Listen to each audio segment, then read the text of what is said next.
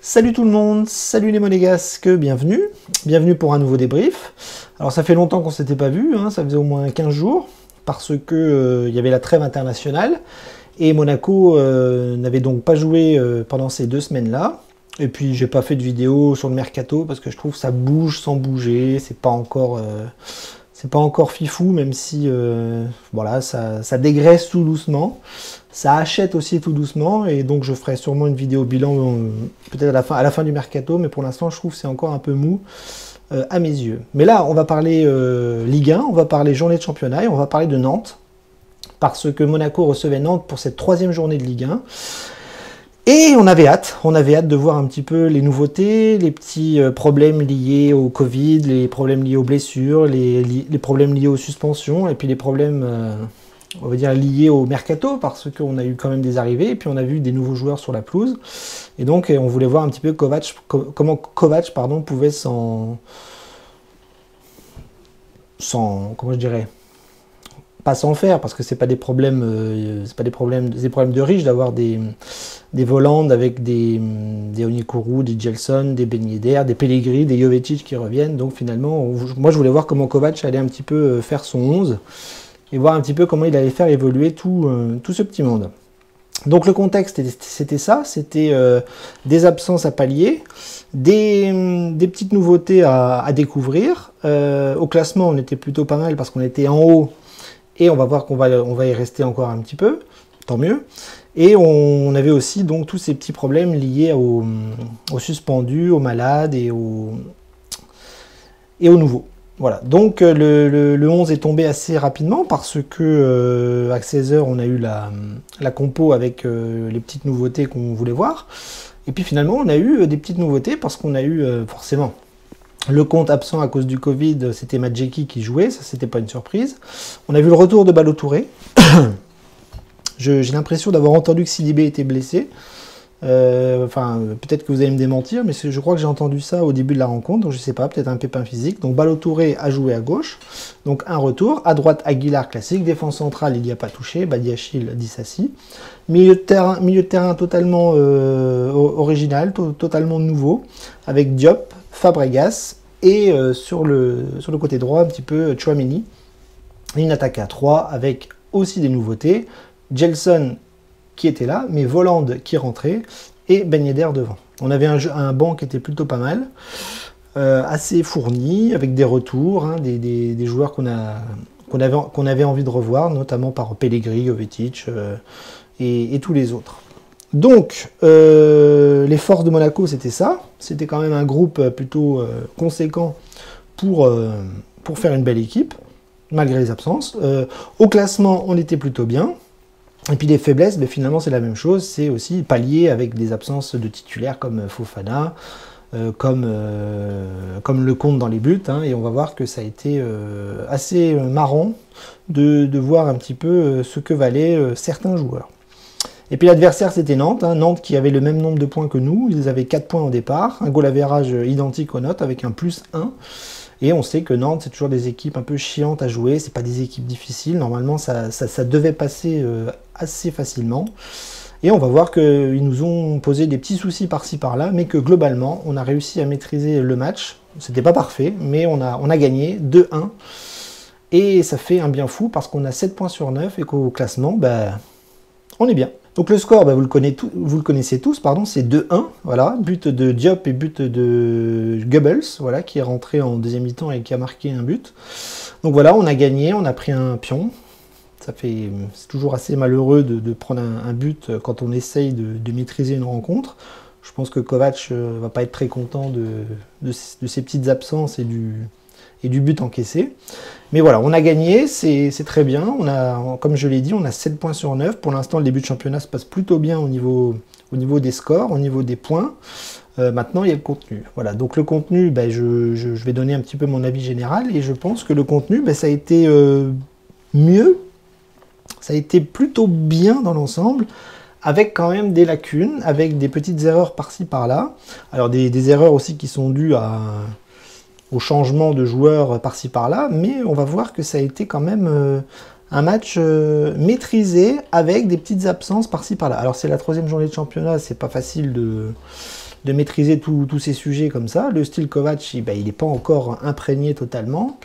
Et les joueurs, ils ont besoin encore de temps, de travail, de se connaître, de récupérer la forme pour certains, et de trouver des automatismes, et puis d'avoir une machine qui se lance petit à petit. Donc là, pour l'instant, c'est pas encore exceptionnel.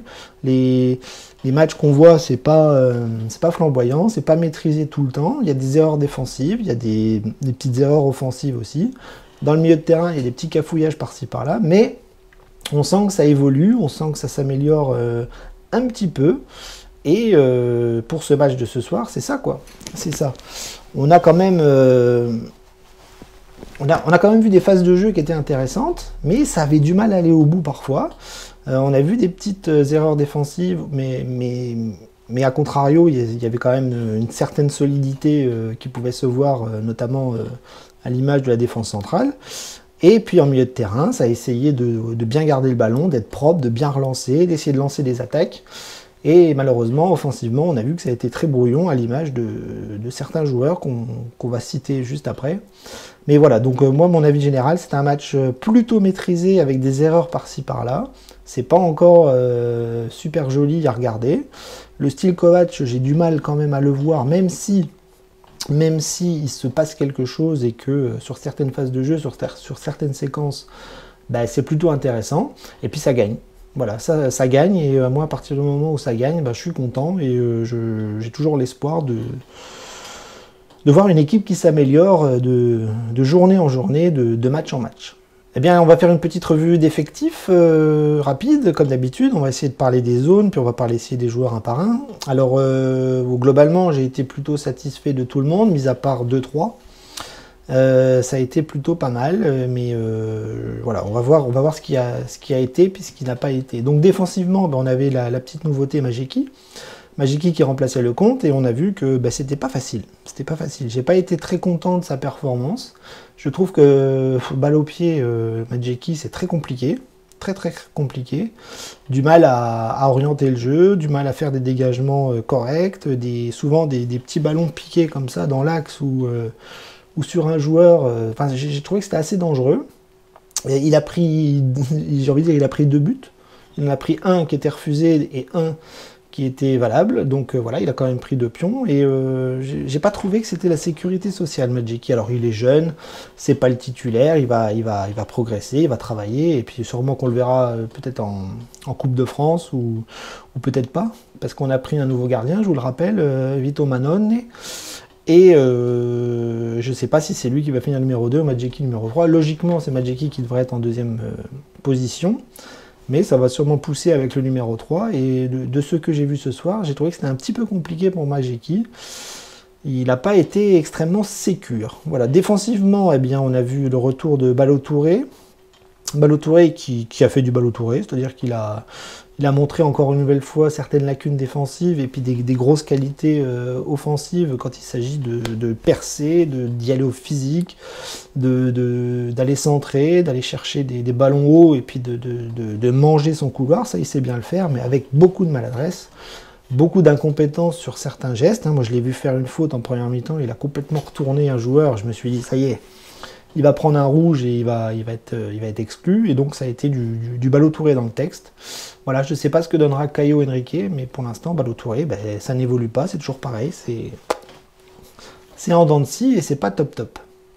De l'autre côté, Aguilar, plutôt correct. Il a fait un match, oui, plutôt pas mal. Pas flamboyant, mais pas mauvais non plus. Il a enquillé les kilomètres, il a été présent devant, derrière, même au milieu. Il a beaucoup d'énergie. C'est notre meilleur latéral depuis le début de la saison. Et voilà, j'espère qu'il va rester ancré dans ce poste et qu'il va faire une belle saison. Il est plutôt bien parti à ce niveau-là. Et moi, je suis content d'Aguilar. Donc voilà, pas grand-chose à dire. Un match correct, sans plus. Défense centrale, on a vu un Disasi très costaud. Un Badiachil aussi qui a fait un match assez costaud. Donc globalement, une défense centrale plutôt pas mal. Malgré 2-3 absences, notamment sur le premier but en première mi-temps de Nantes qui est refusé à ça. Et donc, voilà, il y a encore des petites absences, ils se connaissent pas bien, c'est pas encore top. Mais on a vu un Disasi qui a fait des interventions défensives extrêmement importantes, très costauds. Je pense que c'est lui le patron, c'est pas Badiachil. Et puis Badiachil qui a fait marquer encore un but exceptionnel sur un corner, je crois. Petit plat du pied sur la barre. Alors lui, offensivement, il est très très chaud, Badiachil. Voilà, il va falloir qu'il sécurise un petit peu la défense avec Axel. Et puis on espère que ça ira mieux de match en match. Voilà. Donc voilà, une défense pas parfaite, mais plutôt solide dans ce qu'elle a eu à faire ce soir, cet après-midi face à Nantes. Milieu de terrain, ça a été pas mal du tout. On a eu un vrai milieu de terrain expérimental avec Diop, Fabregas et Tchouaméni. Ça a été plutôt bon. Ça a été très très bon. Ça n'avait pas été... c'est pas Liverpool ou Bayern Munich ou je ne sais quoi, mais ça a été plutôt pas mal. On a retrouvé un Fabregas en jambes, on a retrouvé un Fabregas très à l'aise dans l'orientation du jeu, un jeu de passe parfait comme il sait le faire, des longs ballons devant vers Voland. D'ailleurs, je me demande si j'ai pas dit une bêtise dans la composition. Oui, c'était Gelson, Voland et Ben Yedder. J'ai peut-être dit une bêtise tout à l'heure. Bref, donc Fabregas très très bon, très très bien. J'ai vu qu'il était strappé de partout au niveau des jambes, donc on se dit putain, pourvu qu'il arrête de se blesser et qu'il joue, parce que là cet après-midi on a vu que c'était plutôt pas mal et que peut-être qu'on va pouvoir compter sur lui. Moi personnellement je le garderai, pas pour l'avoir en titulaire ou parce que voilà, il est pas, enfin, je veux dire, en Ligue 1, il va se faire bouger contre des grosses équipes, mais voilà, il est important, l'expérience, la carrière, le jeu de passe qu'on a vu cet après-midi, l'orientation, enfin, c'est quelqu'un qui a quand même un talent au niveau balle au pied qui est pas, on peut pas l'occulter, quoi. Voilà, donc très bon match de Fabregas, il faut le souligner, parce qu'en plus, il revenait. Diop, pareil, pour moi c'est l'homme du match, il a été très bon, très très bon. Je pense qu'au niveau du poste, il s'est trouvé là un poste qui lui convient bien. Il a super bien orienté le jeu, il a marqué les passes, les contrôles, les transitions voilà, entre la défense et l'attaque, ça a été vraiment très très bien. Voilà, je l'ai même trouvé un petit peu plus fort physiquement. C'est ce dont il a besoin en fait d'être présent dans cette Ligue 1 assez bourrine, et là j'ai trouvé vraiment intéressant, et pour moi c'est l'homme du match cet après-midi. Voilà, vraiment un gros clin d'œil pour Sofiane. Tchouaméni pareil, costaud, pas parfait dans tous ses choix, mais voilà, il impose un certain impact physique. Sur son côté droit, voilà, il a essayé de donner des bons ballons. Voilà, un petit peu comme Aguilar sur le côté droit, voilà, ça a été correct, sans plus, mais un match à saluer dans le sérieux. Voilà, je trouve qu'il a été sérieux sans être au-dessus du lot. Voilà. Je pense que Diop a été un petit peu meilleur que lui, même si globalement les trois milieux de terrain c'était plutôt pas mal. Et devant on avait les trois qu'on avait envie de voir, surtout le nouveau, Kevin Volland, qui a joué côté gauche, Martins qui a joué à droite, et Ben Yedder qui était devant. Alors je vais commencer par Volland, qui a été très, très intéressant, voilà, très propre techniquement, des centres corrects, des contrôles de balle super propres, essayer de combiner un petit peu avec Ben Yedder. Voilà, c'était son premier match, donc on va pas en attendre beaucoup, mais ça a été plutôt correct. Je pense qu'il va être titulaire, hein, on va pas se voiler la face, il va être là sur le terrain, et je pense qu'on analysera un petit peu mieux ces matchs à l'avenir, parce que cet après-midi ça a été bon, ça a été bien, et on a envie de revoir. Voilà, moi c'est ça que j'ai envie de dire, c'est-à-dire j'ai bien aimé sa rencontre, qui était moyen plus, même bonne, sans être très bonne, et j'ai envie de revoir derrière. Par contre, côté droit, Gelson Martins, ça a été catastrophique. Moi, j'ai vraiment l'impression de voir un joueur qui régresse. J'ai même l'impression de le voir un joueur qui s'en fout un petit peu. C'est-à-dire qu'il essaye de... Enfin, il joue au foot, mais j'ai l'impression qu'il ne se donne pas à fond. Il essaye de faire des trucs individuels qui servent à rien. Il s'empale sur des défenseurs. Il va dribbler. Il va faire des dribbles là où il pourrait faire une passe. Donc je sais pas, j'ai pas trouvé sa rencontre très très bonne et je suis assez déçu de sa performance. Et il faut qu'il fasse attention parce qu'on compte sur lui. Et si on veut avoir une attaque performante, il faudra que Gelson Martin soit pas à ce niveau-là. Il faudra qu'il soit vraiment très très fort. Malheureusement, j'ai l'impression que depuis qu'il est à Monaco, c'est... Voilà. Ben Yedder, il y a un vrai problème. Ben Yedder, on va pas se mentir, ce système ne lui convient pas beaucoup. Il a eu des occasions, il a touché le poteau, il a essayé de faire au mieux, il a essayé d'être collectif et compagnie. Mais on sent qu'il a du mal, quoi. C'est-à-dire que c'est plus du tout le style de jeu d'avant. Il n'a pas des bons ballons, il n'a pas forcément des séquences où il peut briller, il ne marque pas. Et je le trouve un petit peu en peine. Donc j'espère pas, j'espère que ça va aller mieux, qu'il va marquer vite, notamment la semaine prochaine, ça serait bien. Parce que là, pour l'instant, ça fait 3 matchs, ça fait 0 but, et j'ai l'impression qu'il galère pour avoir des bons ballons et pour se créer des occasions franches et pour marquer des buts. Voilà, donc Ben Yedder n'a pas été mauvais, mais enfin, on le sent malheureux dans ce système, et moi, ça m'embête. Voilà, à suivre. Au niveau des rentrées, bah, j'ai envie de dire que Goebbels a donné la victoire, donc excellent. Je ne l'ai pas trouvé très flamboyant sur le côté droit, c'est-à-dire que... Enfin, pas flamboyant, c'est-à-dire je trouve qu'il marche beaucoup, il est assez lent, et j'ai l'impression qu'il accélère quand il faut accélérer. Voilà, moi je pensais que Kovac mettrait plus de consignes au niveau du pressing, il n'en a pas trop fait, mais par contre sur une contre-attaque, sur un long ballon devant, quand il a eu l'occasion, il l'a mise au fond, et c'est parfait, c'est ce qu'on lui demande. Donc merci Willem, merci pour ce but, et merci pour la victoire. Pellegrini, je suis très content de l'avoir revu. Alors moi je suis aux anges, j'adore ce joueur. Je l'ai dit, ça fait des mois, des années, voilà, c'est mon chouchou. J'aimerais qu'il arrête de se blesser, j'aimerais qu'il joue plus, j'aimerais qu'il marque des buts. Cet après-midi, il a failli marquer, il retrouve des petites sensations par-ci par-là, mais lui, pour le coup, c'est tout l'inverse de Ben Yedder. C'est-à-dire, il est grand, il est physique, il arrive à choper le ballon dans les pieds des défenseurs, il est assez rapide. Enfin, il a vraiment toute la palette de l'attaquant que moi, j'aimerais voir à la pointe de l'AS Monaco, quand Ben Yedder n'est pas là, mais c'est surtout par rapport à son physique. Alors peut-être qu'une association Ben Yedder-Pellegrini ne verra jamais le jour avec Kovac, mais en tout cas Pellegrini c'est un joueur important, et s'il ne se blesse plus, qu'il joue et qu'il arrive à planter des buts par-ci par-là, ben, il va nous faire un bien fou. Et j'ai envie de dire enfin. Qui c'est qui est rentré aussi? Jovetic, voilà, qui a mis 2-3 frappes à la fin, voilà, il n'a pas joué assez pour analyser son match. Et puis Onyekuru qui a fait une bonne rentrée. Alors lui, pour le coup, il a une qualité qui est la vitesse. Il a été très très vite. Il a donné le ballon de but à Goebbels. Donc finalement, les changements de Kovac ont été top. Très bon coaching pour lui, parce que c'est grâce à ces rentrées que la victoire est arrivée. Et donc ça a dynamisé un petit peu l'attaque, avec quand même... il a fait rentrer au moins 4 joueurs offensifs. Et ça a été payant. Ça a été gagnant.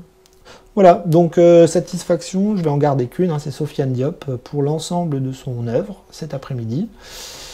Et puis au niveau des déceptions, voilà, je ne vais pas en mettre, hein. J'ai dit que Madjeki c'était pas terrible, que Gelson Martin c'était pas terrible, mais je ne vais pas les enfoncer parce que ça ne sert à rien et qu'on a gagné, donc Motus.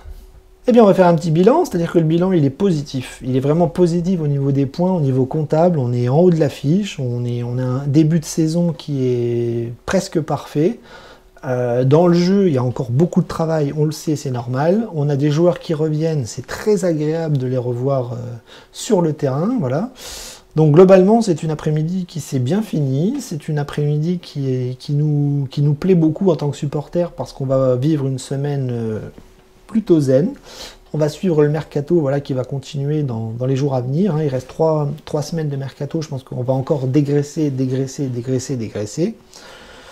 Peut-être qu'un 6 arrivera, voilà, on parle de Brozovic, mais j'ai quand même beaucoup de mal à y croire, hein. Je pense plutôt que un joueur un petit peu comme Benfica, comme on a entendu parler, Florentino Luis, c'est ça, je pense que c'est un profil qui collerait plus à Paul Mitchell et au projet monégasque. Après, on fait Brozovic, c'est champagne, hein, je vous le cache pas, mais je pense que ça va être très très très compliqué. Et on va dégraisser. Donc voilà, le bilan du match, c'est très positif. On va mettre les erreurs de côté et puis on va essayer de les travailler encore à l'entraînement. Ça tombe bien, Kovac n'a plus le Covid, il peut revenir. Et donc on va bosser. Et là, on espère que la semaine prochaine, ça va bien se passer, parce que là, on va à Rennes. Et ça va pas être la même limonade, hein. C'est-à-dire qu'il ne faudra pas marcher sous le terrain. Là, il va falloir être très costaud. Fofana va revenir. Et puis voilà, je pense qu'on aura une équipe prête pour la semaine prochaine. Ça sera samedi soir, la semaine prochaine. Et ça va être une affiche pour Monaco, parce que je vous dis, Rennes, là pour le coup, ça va être un vrai test en ce début de saison. Voilà, en espérant qu'il y aura un bon résultat à la fin, parce que pour l'instant, tout va bien. Et on aimerait que ça continue. Voilà, donc ben, je vous laisse. Je vous dis à la semaine prochaine. Et puis en attendant, ben, on se suit sur les réseaux, on suit le mercato ensemble. Et puis voilà. À la semaine prochaine. Dagemunego.